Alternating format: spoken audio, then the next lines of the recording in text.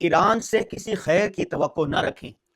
ایران نے عالم اسلام کی کمر میں ہمیشہ چھرا گھونپا، عالم اسلام میں کانٹے بوئے، جگہ جگہ تفرقہ ڈالا، جگہ جگہ پروکسیز نے انتشار پھیلایا۔ اور اب دیکھیں تازہ ترین واقعات کیا ہوئے۔ یہ بات میں پہلے بھی کہہ چکا ہوں اور آج دوبارہ کہہ رہا ہوں۔ آج کیوں کہہ رہا ہوں؟ آج میں اس لیے کہہ رہا ہوں کہ قرآن کی پہلے آیت سن لے ایک، وَإِن طَائِفَتَانِ مِنَ الْمُؤْمِنِينَ اقْتَتَلُوا فَأَصْلِحُوا بَيْنَهُمَا فَإِن بَغَتْ إِحْدَاهُمَا عَلَى الْأُخْرَى فَقَاتِلُوا الَّتِي تَبْغِي حَتَّى تَفِيءَ إِلَى أَمْرِ اللَّهِ۔ ترجمہ، اور اگر مومنوں کے دو گروہ آپس میں لڑ پڑیں تو ان کے درمیان صلح کروا دو، پھر اگر ان میں سے کوئی ایک دوسرے پر زیادتی کرے تو اس گروہ سے لڑو جو زیادتی کرتا ہے، یہاں تک کہ وہ اللہ کے حکم کی طرف لوٹ آئے۔ سورہ حجرات کی آیت نمبر 9 ہے۔ چند دن پہلے امریکہ اسرائیل نے مل کر ایران پر حملہ کی۔ ایران کو چاہیے تھا کہ وہ جواب میں امریکہ پر حملے کرے یا اسرائیل پر کرے۔ ایران نے تھوڑے بہت حملے اسرائیل پر کیے، امریکہ تو ہے 7 سمندر پار، اس پر حملے نہیں کر سکتا۔ چنانچہ مسلم ممالک میں اور دیگر ممالک میں جہاں پر امریکی اڈے تھے وہاں پر ایران نے جوابی حملے کرنے شروع کر دیے۔ اس کے بعد پاکستان نے سوچا کہ دو گروہ لڑ رہے ہیں، آپس میں صلح کروانی چاہیے، انسانیت کے ناطے صلح کروانی چاہیے۔ چنانچہ پاکستان نے رات دن ایک کر کے مختلف ممالک کو ساتھ ملا کر صلح کی کوششیں کی۔ ہر کوشش کو پاسداران انقلاب نے رد کیا، مسترد کیا۔ دوسری طرف امریکی صدر ٹرمپ بھی نہیں مانے، اور اب جب حتمی ایک ڈرافٹ تیار ہو گیا، دونوں صلح ہونے جا رہی تھی، تو اسرائیل نے ایران پر حملہ کر دیا، اور اس کے جواب میں ایران نے سعودی عرب کے تنصیبات پر حملہ کر دیا۔ ایک مجلس ہو رہی تھی، اس کے ارد گرد حملہ کر دیا، وہاں کے لوگوں کو نقصان پہنچا۔ امریکہ کی اسرائیل کی پوری کوشش تھی کہ مسلمان ممالک آپس میں لڑ پڑیں۔ سعودی عرب، پاکستان، بحرین، قطر، یمن، یہ سارے ممالک اور ایران، یہ مسلمان ممالک آپس میں دستوں گریباں ہو جائیں۔ دشمن کی ہمیشہ یہی کوشش رہی ہے کہ مسلمان آپس میں لڑتے رہیں تاکہ ان کا کام چلتا رہے، ان کا مفاد پورا ہوتا رہے۔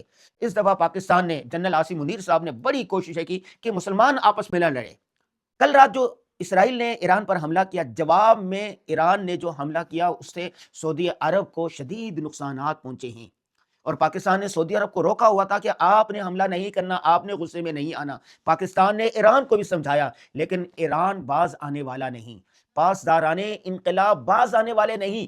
پہلے بھی جو ایرانی حکومت کے ساتھ معاہدے ہو رہے تھے تو پاسداران انقلاب نے پاسداران انقلاب نے ایرانی حکمرانوں کو، ایرانی صدر کو اور دیگر لوگوں کو کہا تھا کہ آپ کے اختیارات محدود ہیں۔ گویا اصل اختیارات پاسداران انقلاب کے پاس تھے۔ پاسداران انقلاب کیا ہے؟ پاسداران انقلاب خمینی انقلاب کے بعد وہ تھا جو خمینی انقلاب کے تحفظ کرے گا۔ وہاں کی فوج کا ایک چھوٹا سا حصہ تھا، وہ چھوٹا سا حصہ اتنا طاقتور ہو گیا ہے کہ وہی سب پر قابض ہے۔ یہ مذاکرات کے ختم ہونے کا سبب، ایک بڑی وجہ یہ پاسداران انقلاب ہے۔ پاسداران انقلاب ہی فساد کی اصل جڑ ہے۔ مختلف ممالک میں انہوں نے چھوٹے چھوٹے گروہ بنائے ہوئے ہیں۔ حالات کا اشارہ ہے کہ اس وقت ایران کی الٹی گنتی شروع ہو چکی ہے۔ کسی بھی وقت ایران پر بڑے حملے ہو سکتے ہیں۔ اب جب ایران پر حملے ہوں گے تو کوئی ایران کو بچانے کے لیے نہیں آئے گا۔ اتنا ان کو مار پڑے گی، اتنا مار پڑے گی کہ ان کی نسلیں یاد رکھیں گی۔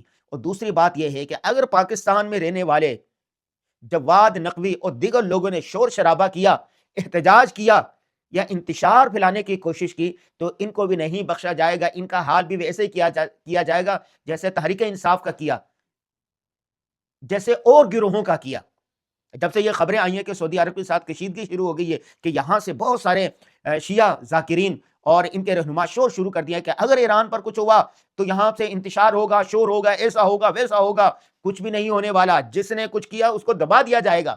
یہ کان کھول کر سن لیں، ریاست نے یہ فیصلہ کر لیا، ریاست کسی کو نہیں بخشے گی جو پاکستان میں انتشار پھیلانے کی کوشش کرے گا۔ پاکستان نے بڑی کوشش کی کہ دونوں میں صلح ہو جائے، ہر ممکنہ کوشش کی، لیکن جب نہیں ہوا تو اب ایران پر برا وقت شروع ہوا چاہتا ہے۔ دعا مانگنی چاہیے اللہ تعالیٰ سے کہ نہ لڑے، نہ لڑے، نہ لڑے، لیکن ایران کی سرکشی، بغی ہٹ دھرمی کی وجہ سے جنگ ہونے جا رہی ہے۔